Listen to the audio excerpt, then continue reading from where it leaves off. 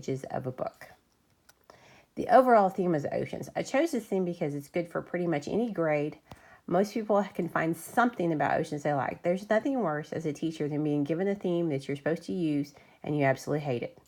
I went with this because you can go with more of a technical science base with ocean species, saltwater, saline, how deep is the ocean, things like that. You could go with fantasies, the mermaids, the pirates, etc. Or you could go with historical, more of the tales of the ocean voyages such as Columbus, or some of the history of some of the great ocean explorations, as well as maybe some of even the finding of shipwrecks and things like that. You also could go with the social studies. Where are the oceans? How do they affect the climate and things like that? It's a really broad topic, and as I said, most people can find something that they like about oceans. Some of the materials I chose, this is a nonfiction book. It's called The Brilliant Deep, Rebuilding the World's Coral Reefs. This is the story of Ken Niedermeyer, and he started out as a young boy falling in love with the oceans, even though his father was an astronaut. It goes through and talks about how one person truly can make a difference. And I picked this book because the overall theme for the school year is one person can make a difference, no matter how big or how small or where you're located. So this was one of those neat ones.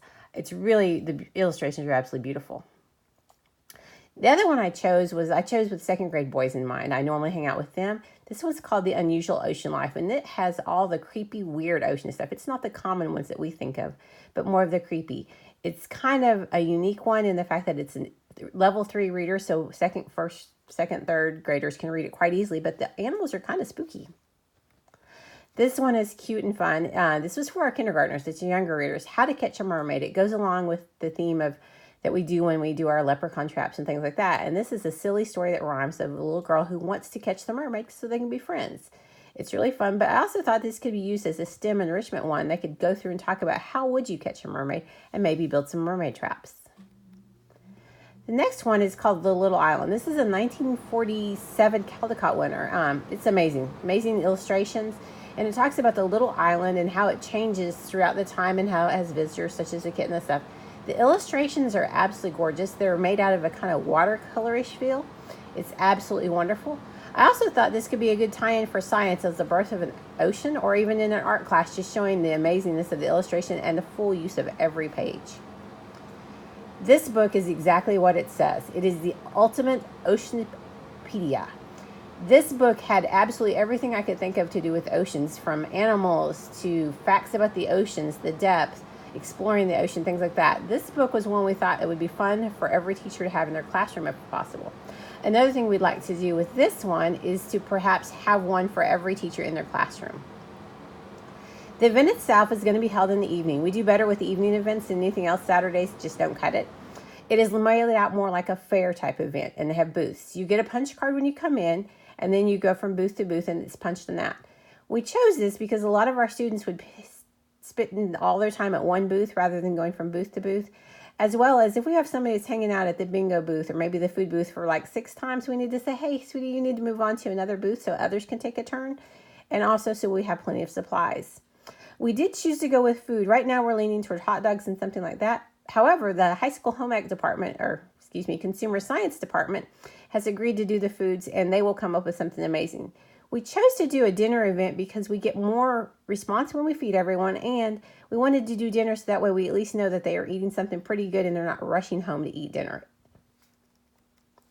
Here's my flyer. It was something simple. Sell the world within the pages of the book. Thursday, November 21st, 6 fun games, prizes, and food. The bookmarks, I went with 3 of them. That way we had plenty of choices for all the kids, because not everyone is going to want a mermaid or a pirate. Maybe some people want just a dolphin and they aren't into that. Since the majority of this event took place in the library, this does promote reading in the school, and also our families are allowed to check out books without their students being there. We let parents come in and check them out during the day because many of our students don't have books in their home.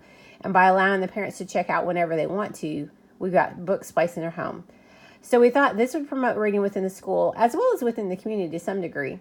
But we also are encouraging cross-curricular activities, and we are using the funding that the library has for some of the crafts and things that the teachers could do in their classrooms. So the idea of getting to do a craft and not having to fund it out of your own pocket, especially for a rural school, is amazing. We also thought using the library, it gets just promoting the library in general and promoting use of and making the library a fun place, not a, oh no, I have to go get a book, but I can do fun things there, usually helps us.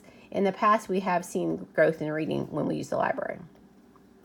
The overall culture, by inviting the families, community partners, we're encouraging reading. We also brought in Tallahena Public Library, which is our neighboring community, or it's the biggest community that has a big library. And we're showing people how to use electronic books and actually logging them on and teaching them how to use the electronic books in hopes that they will understand that libraries are a changing and that you don't have to go in. We have a lot of people that can't get that far. I mean, it is only about 30 minutes, but that's still a drive for some of our community.